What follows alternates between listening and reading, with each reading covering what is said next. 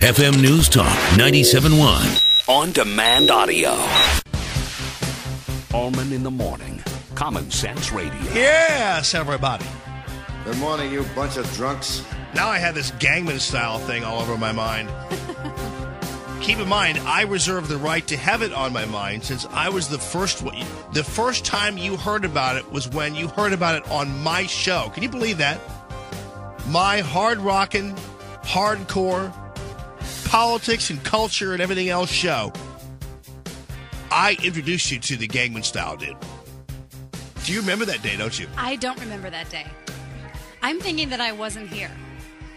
Remember, like it was yesterday when I brought it up. It was July 31st when I said, you should see this video. It was July 31st. I was like, I said, this is incredible, this video. I watched it several times on Saturday. Well, it was July 31st. I mean, were you here? I don't remember. I'm going to have to look. Well, see, by now, though, you guys are tired of it, see? You guys are sick of it because it's all you're getting right now, Dancing with the Stars, and, you're just getting all kinds. But I want you to know that July 31st, I brought this up to you guys and said, this is, like, huge. And already, actually, has become the most watched YouTube video ever, like in Everland. Also on YouTube, my goodness, the carnage from Black Friday all over the place. I don't know whether it was just simply more evident. Maybe there were more fights. I don't know. It used to be you had that one, Walmart trampling, right? And that was pretty much the video of the day. They had you stream it and, you replay it a million times. But we had about, 10 of these things that we know of, at least, and that are videotaped. You had the big iPhone, trampling in there in some godforsaken place. This is over an iPhone sale. You should see this video. Then you had in Georgia. This is another Black Friday. They all sound the same. It's like not even It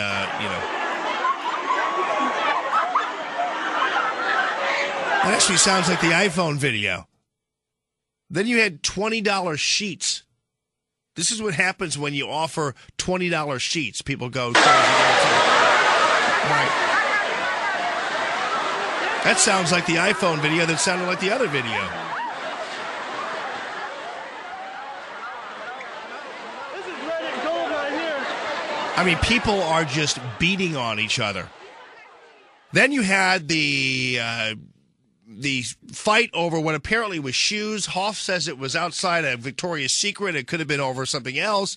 But this is how the story was played on the news there in Fist Roseville. fly during a Black Friday fight at the Roseville Galleria. 3 men trading blows, knocking down a display, and possibly fighting over a pair of shoes. Now, this happened in the middle of the mall as families watched in horror. New tonight, Anjali Hemphill spoke with the man who shot that video. She joins us live from Roseville with what happened next. Anjali? Well, Ron, this fight broke out about 30 minutes after the mall opened at midnight on Black Friday. And according to witnesses, it was all over a pair of shoes.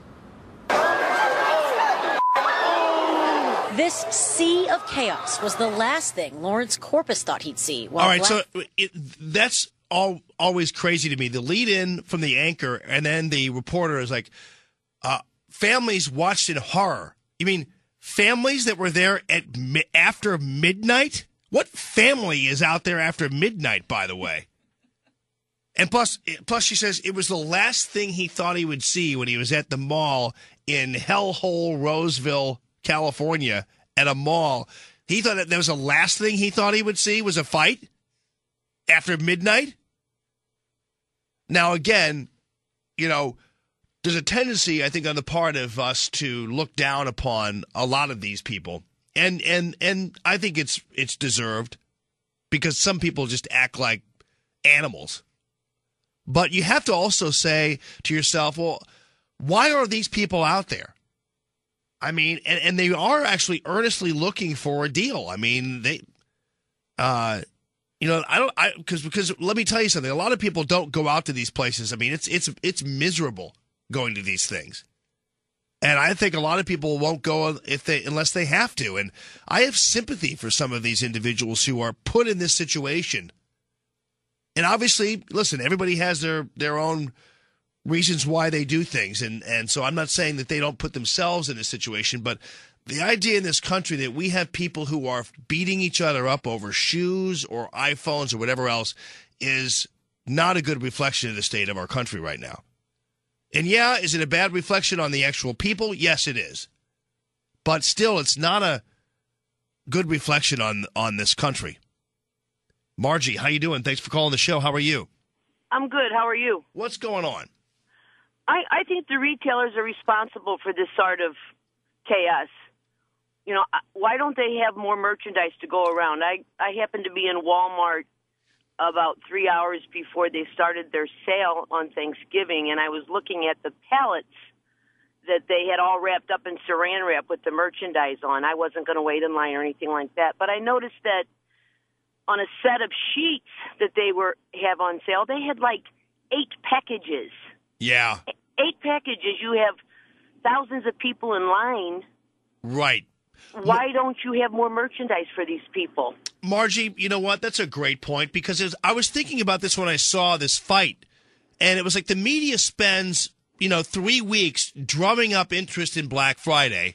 The retailers want to get you in the door, and then suddenly they create this demand that clearly, as you point out, is artificial. I mean, they have this merchandise.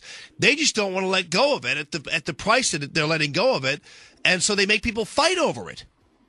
And I think you're absolutely right, Margie. I mean, to a certain degree, these retailers do have a responsibility here.